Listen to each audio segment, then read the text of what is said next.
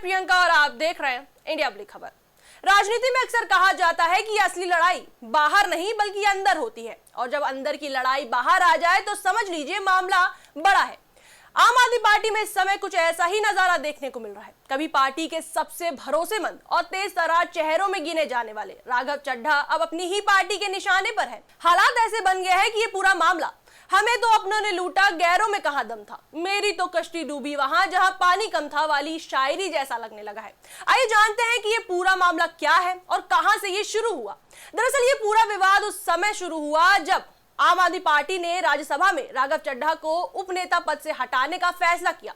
उनकी जगह अशोक मित्तल को जिम्मेदारी दी गई। इसके बाद ही पार्टी ने यह भी तय किया कि राघव चड्ढा को सदन में बोलने के लिए पार्टी के कोटे से समय ना दिया जाए, यानी जो नेता अब तक संसद में सबसे ज्यादा मुखर था उसी की आवाज पर ब्रेक लगाने की कोशिश की गई। जैसे ही ये फैसला सामने आया, सियासी हलचल तेज हो गई। सवाल उठने लगा कि क्या ये सिर्फ अनुशासन का मामला है या पार्टी के अंदर कुछ बड़ा चल रहा है। क्या राघव चड्ढा की बढ़ती लोकप्रियता पार्टी को भारी पड़ रही थी या फिर वो सच में पार्टी लाइन से हटकर चल रहे थे।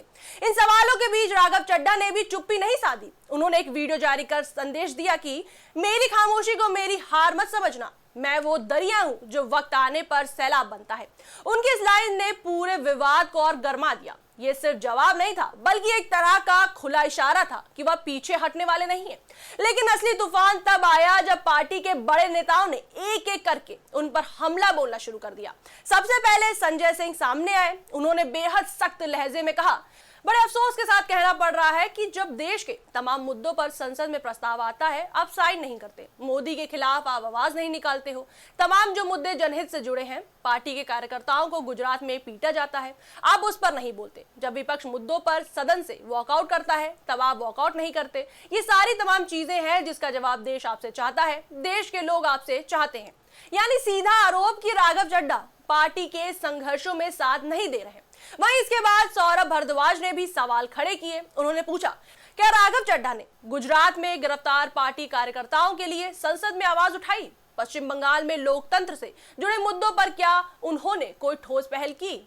सौरभ भारद्वाज का कहना था कि संसद में समय बहुत सीमित होता है और उसे गंभीर मुद्दों के लिए इस्तेमाल करना चाहिए, लेकिन राघव चड्ढा उस भूमिका में सक्रिय नजर नहीं आ रहे हैं। वहीं इसके बाद एंट्री होती है अनुराग ढांडा की और यहीं से मामला पूरे तरीके से मसालेदार बन जाता है। ढांडा ने सीधा हमला बोलते हुए कहा, हम केजरीवाल के सिपाही हैं, निडरता पहली पहचान है हमारी। कोई मोदी से डर जाए तो लड़ेगा क्या देश के लिए? संसद में थोड़ा सा समय मिलता है बोलने का पार्टी को, उसमें या तो देश बचाने का संघर्ष कर सकते हैं या एयरपोर्ट कैंटीन में समोसे सस्ते करवाने का। वहीं आपको बता दें, इतना ही नहीं, उन्होंने राघव चड्ढा पर गंभीर आरोप लगाते हुए कहा, गुजरात में हमारे सैकड़ों कार्यकर्ता गिरफ्तार कर लिए गए, क्या सांसद साहब सदन में कुछ बोले? पश्चिम बंगाल में वोट का अधिकार छीना जा रहा है, सीईसी के खिलाफ प्रस्ताव आया तो साइन करने से मना कर दिया, पार्टी वॉकआउट करती है और ये बैठे रहते हैं। पिछले कुछ सालों से तुम डर गए हो राघव, मोदी के खिलाफ बोलने से घबराते हो, जो डर गया वो। ये बयान साफ दिखाता है कि मामला अब सिर्फ अंदरूनी असहमति नहीं बल्कि खुली सियासी टक्कर में बदल चुका है। वहीं इसी बीच पंजाब के मुख्यमंत्री भगवंत मान ने भी प्रतिक्रिया दी। उन्होंने कहा, संसद में कई बार वॉकआउट करना होता है, अगर कोई सांसद नहीं करता तो ये व्हिप का उल्लंघन है और फिर कार्रवाई होती है। उन्होंने भी इशारों में कह दिया कि पार्टी लाइन से हटने पर कार्रवाई तय है। अब अगर इस पूरे विवाद को समझने की कोशिश करें तो दो साफ तस्वीरें सामने आती हैं। पहली तस्वीर, पार्टी का नजरिया। आपका कहना है कि राघव चड्ढा पार्टी की रणनीति से हटकर काम कर रहे थे, वह बड़े राजनीतिक मुद्दों पर चुप रहते थे, पार्टी के फैसलों का पालन नहीं करते थे और संसद में समय का सही इस्तेमाल नहीं कर रहे थे। और दूसरी तस्वीर है राघव चड्ढा का पक्ष। उनका कहना है कि वह जनता के मुद्दे उठाते हैं, महंगाई, गिग वर्कर्स, एयरपोर्ट चार्ज जैसे मुद्दे, और यही असली राजनीति है। यानी एक तरफ पार्टी लाइन, दूसरी तरफ पब्लिक कनेक्शन। यही टकराव इस पूरे विवाद की जड़ है। वही इस पूरे विवाद पर राजनीतिक जानकार का कहना है कि ये सिर्फ एक पद से हटाने का मामला नहीं है बल्कि ये कंट्रोल बनाम करिश्मा की लड़ाई है। जब कोई नेता बहुत ज्यादा लोकप्रिय हो जाता है और अपनी अलग पहचान बना लेता है तो पार्टी उसे कंट्रोल में रखना चाहती है, और राघव चड्ढा के साथ भी ऐसा ही कुछ होता नजर आ रहा है।